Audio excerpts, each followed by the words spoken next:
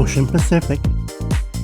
Men and women of all ages were drawn to the Ocean Pacific's cult favorites, their cool, stunning, vibrant, and pastel color palettes, striped t-shirts with wooden buttons, and all that infamous OP logo everyone knew and had to have. Adults, teens, and children were immediately drawn to OP's clothing line, which sparked a thirst for casual yet unique looks that were appropriate for both beachside and off.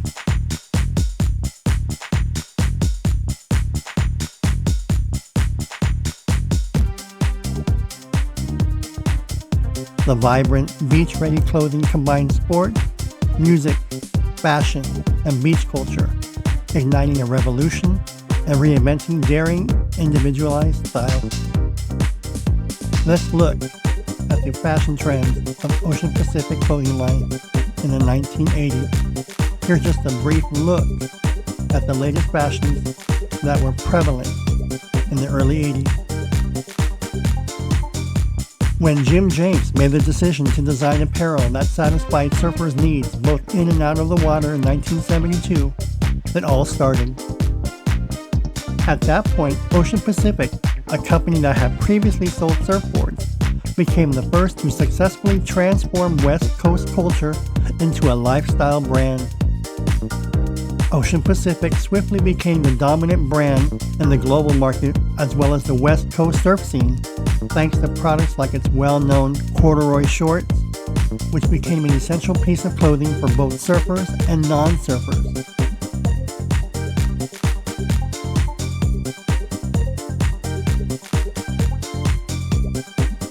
In the 1970s, shows like 80's Enough prominently featured its OP clothing line on primetime TV, giving TV stars as Adam Rich, who played Nicholas Bradford, and Willie Ames, teen heartthrob Tommy Bradford, the latest and coolest fashion trends of the late 70s and early 80s, the look that was creating a buzz in the fashion industry and giving teens everywhere who were flocking to stores to get their hands on OP shirts and OP corduroy shorts and pants. OP was everywhere.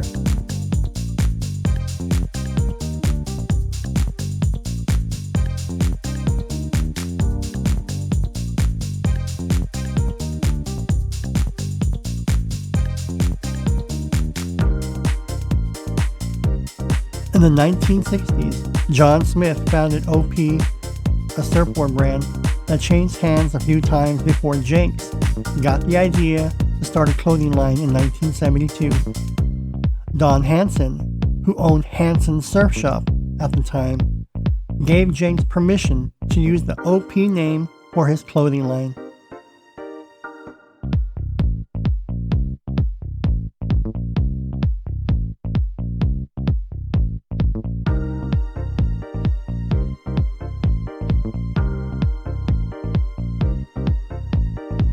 OP started licensing in the early 1980s, which hastened the expansion of its reach. John Smith created the original Ocean Pacific trademark in the 1960s to market surfboards out of his store, North County Ding Repair. Later, Fred Ryan bought the Ocean Pacific surfboard label and North County Ding Repair from John Smith. Eventually, Don Hansen of Hansen Surf Shop purchased the Ocean Pacific label.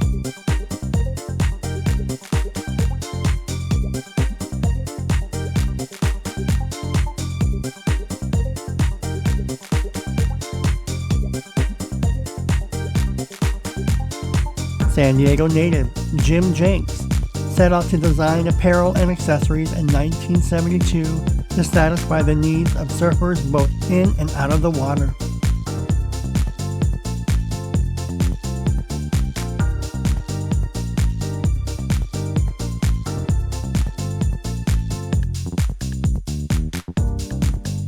Don Hansen, his former boss, gave him the name and the Ocean Pacific clothing line was born. With its instantly recognizable OP emblem, Jenks' concept for clothes under the Ocean Pacific brand soon gained popularity among the surf community.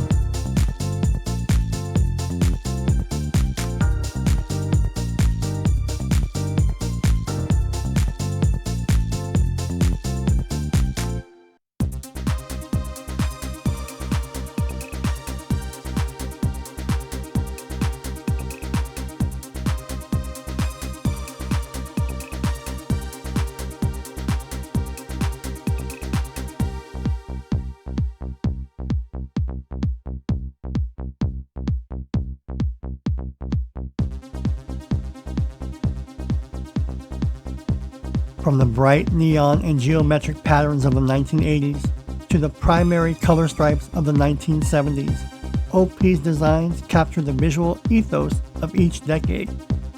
In terms of marketing tactics, OP emerged as a more all-encompassing sporting brand, selling its goods in national retail chains. In contrast to other surfing brands like Quicksilver or Billabong or Hang 10, which were limited to independent surf shops. In addition, OP created apparel for both teenagers and adults.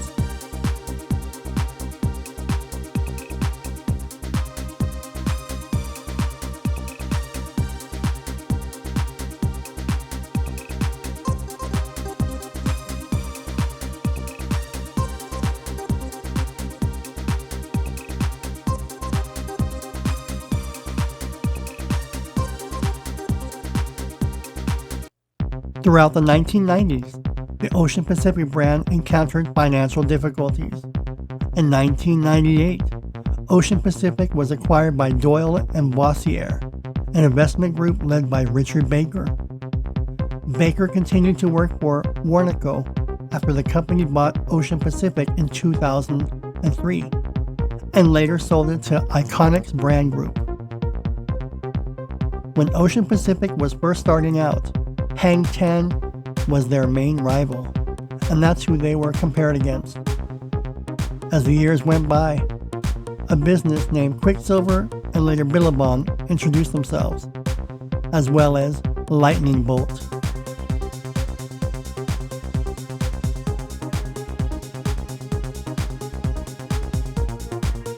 OP's size and reach, especially in terms of its corduroy walk shorts, made it possible for numerous other surf brands to later enter the market.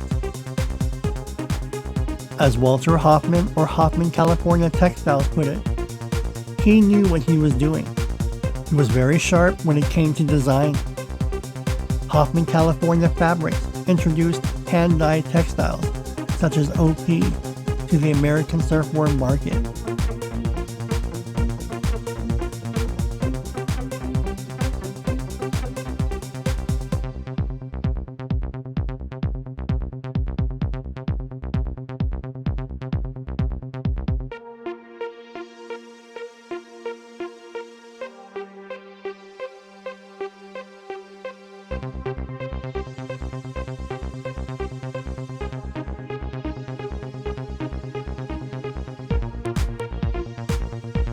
Though it went beyond the main surfer sector, the short was incredibly helpful for surfers.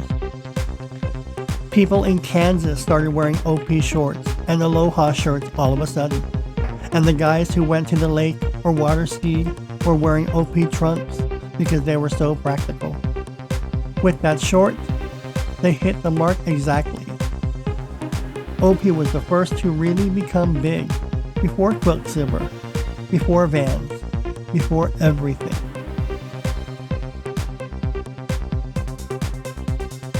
That was the dress code. It was a look that Jim created. That was the cut of every youngster, painter, and construction worker. Oh, you can tell you can't sell that thing in this humidity and this hot climate, people would say. But they sold them. Alan Seymour, who oversaw both the surf team and OP special events in the past, described the OP cord short as a ticket to a whole other lifestyle universe for everyone.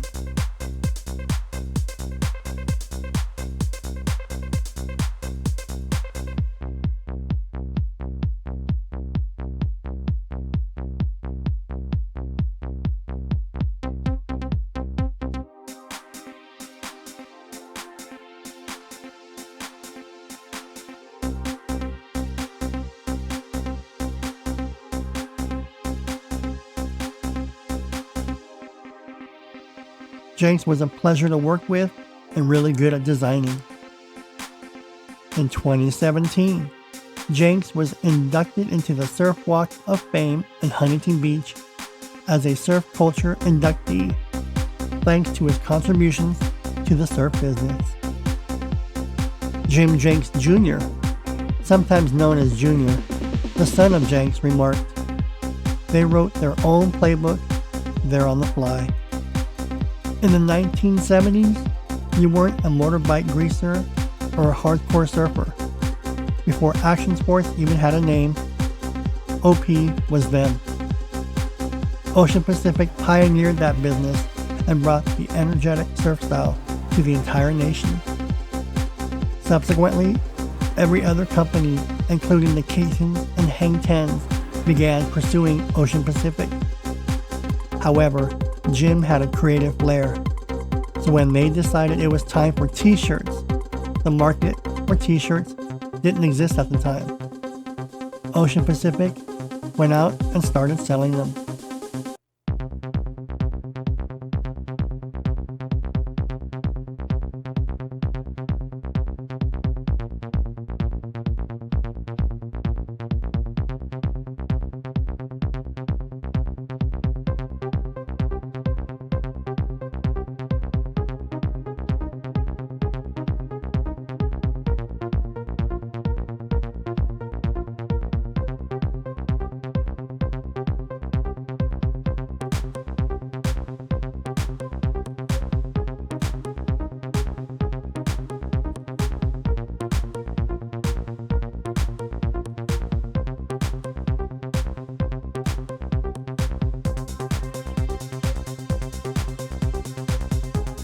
OP is credited by some in the business today with creating the foundation for the current surf industry. The item was the cause. They increased their product line and started offering women's, children's, and sweaters and jackets.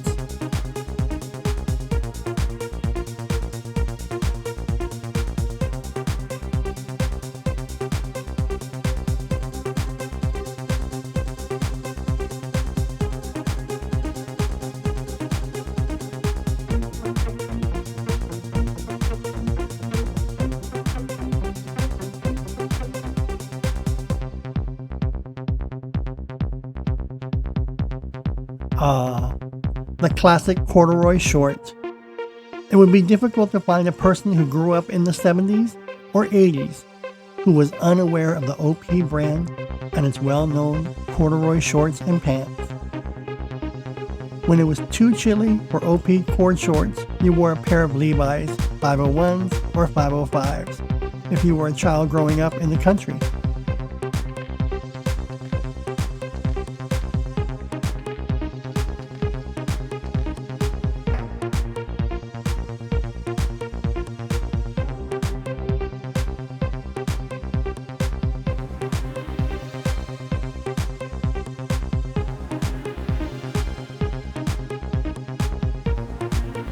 Greg Garrett, who worked at OP in the 1970s before going to Gotcha and subsequently Z Supply, said, "No other surf brand did that. Take a look at everyone who began at OP. It never ends. If it weren't for OP, there most likely wouldn't be Z Supply or Gotcha." Jim James, a former employee of a surf store, who helped establish Ocean Pacific as a landmark label and introduced professional surfing to the United States, passed away in 2023. He was 83. Together with his business partners, Jenks founded a clothing line that broke multiple records for its day and served as a link between the domains of music, fashion, art, and surfing. The brand achieved an annual revenue of approximately $400 million through global licensing prior to the business being sold through a series of transactions that started in the 1990s. After formally leaving OP in 1988, Jenks kept the trademark for his men's clothing line, Newport Blue, growing it to a value of about $20 million before selling the company approximately in 1999.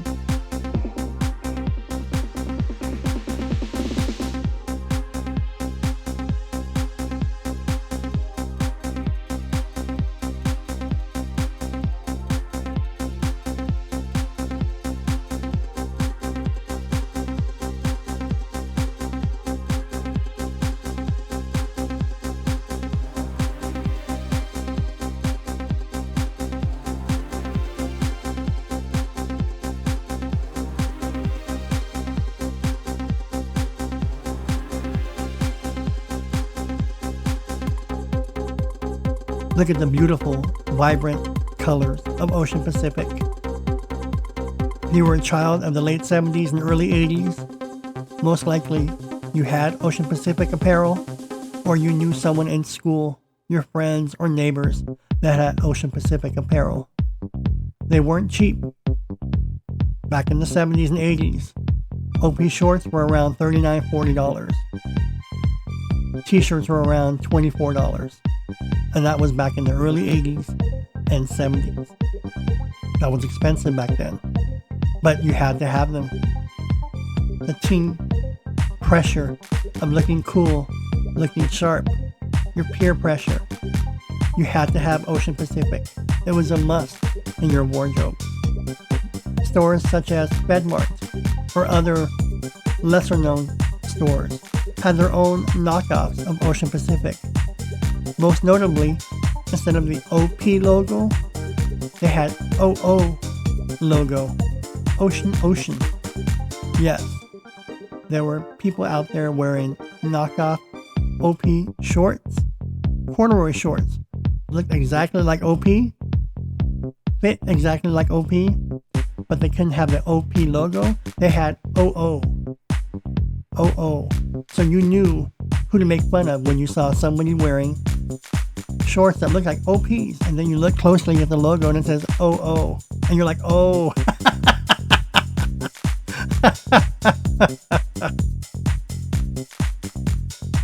Thanks to the pioneer work of Jim Jenks, Ocean Pacific lives on in 2024.